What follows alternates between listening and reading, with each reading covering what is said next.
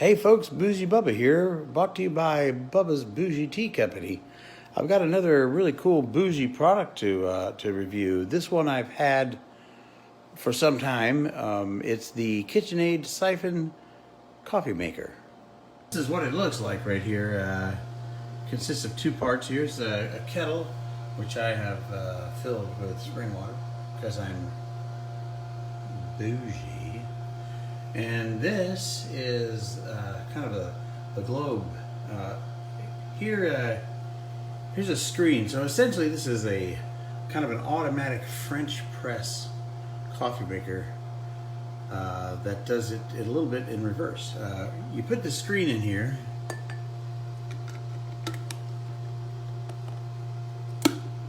and when you make it click like that, it locks in place, and you can see it down there. And then you take your favorite coffee. In this case, it's not my favorite coffee. Lord knows, God's favorite coffee is Dunkin' Donuts. But I am in the subsidized housing, and I got to cut corners somewhere, or we're gonna be destitute. So I get you some of your favorite coffee, and this isn't rocket science. Fill it up.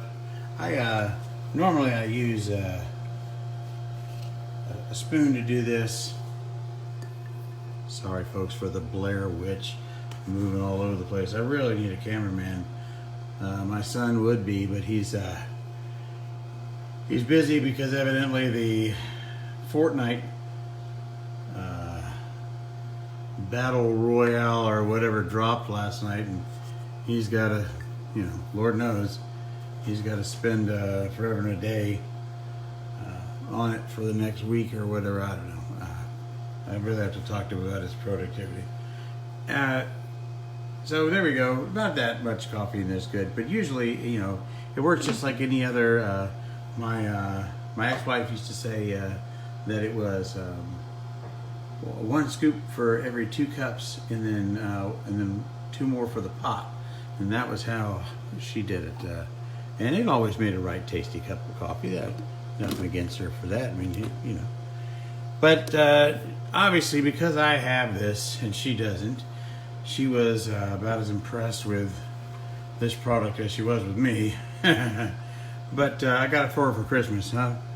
And I got to keep this, Didn't get to keep the dog or the nice car or anything, but I got the coffee maker, which is good because I was going to have to work extra jobs to be able to pay for all her stuff. So anyway, here, so once you've got it in there, you just flick this sucker here, and it's going to heat up the kettle. It's going to do it pretty fast. We're probably going to time lapse this thing, and I'll come back to you in about 30 seconds. As you can see, the globe is starting to fill up with hot water underneath the ground. And it's reducing the amount of water in the bottom. So as this thing boils and gets hotter and hotter and hotter, it starts forcing it up this tube into this globe up here. And it's pretty cool, you can see it start to, works really actually quite fast.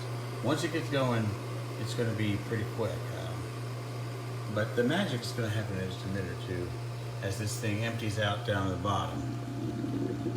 You can see now, it's mixing up your coffee grounds. And this would essentially be cowboy coffee at this point. If you take a hit out of the top of that thing, you ain't gonna go to sleep for a week, and you're gonna have all kinds of nasty shit in your teeth.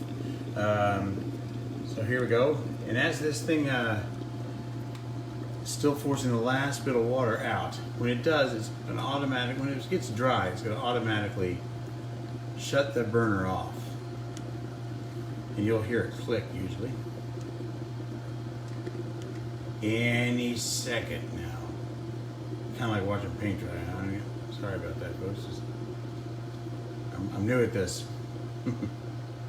All right. Looks like it's pretty much done his business. It's going to click off any second. Up there he goes.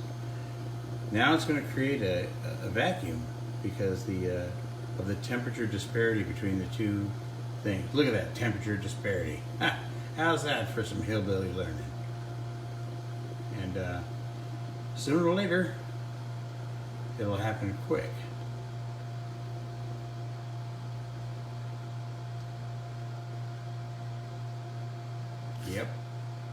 just like that.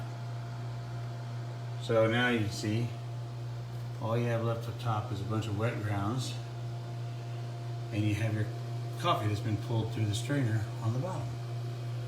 And it'll take a couple minutes just to kind of drain out. You don't want to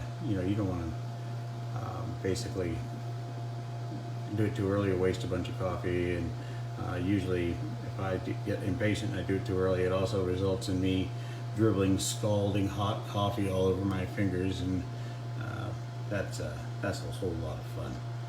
So, but it'll tell you kind of when it's done bubbling. You'll see that it has really risen up to close to the line of the amount of cups you originally had in there, and it's pretty efficient. You usually only lose like, maybe a couple millimeters on that pot of what's remaining in the grounds.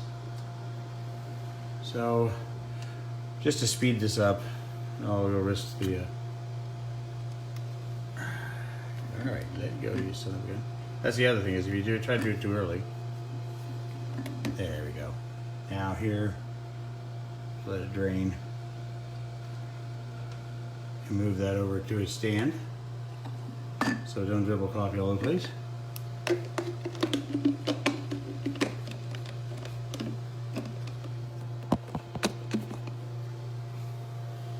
And that's pretty much how it works. It really makes a really good strong cup of coffee. So it'll take something like Folgers and make it taste more like Starbucks, really. I mean, or more of a heavy roasted coffee.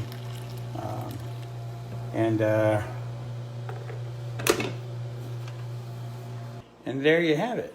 One nice steaming fresh cup of brew. And it reheats really quick too. The kettle, you can just flip that switch and it'll boil that kettle within 15 seconds. This here mug here says mean muggin'. It's a shout out to my brother Eric Champ. Eric used to work for me in my auction business, and because I was too dainty to do all the moving of heavy stuff, he and his buddy Rico did that for me, and they're a couple of badasses. I tell you what, I mean, I just seen sofas levitate themselves downstairs. But I would pick him up in the morning before work, and I'd say, "Where are you?" He'd say, "Just got out of the coffee shop. I'm down here standing on the street mean mugging everybody." It always gave me a kick. So at any rate, that's all I got today. That's a pretty neat coffee maker. What do you think? You might want to get one of them. It's not too expensive either. You know, KitchenAid stuff is can be a little spendy, but that's not too bad. So at any rate, that's all, folks. This is Bougie Bubba saying stay bougie, and I'll see you next time.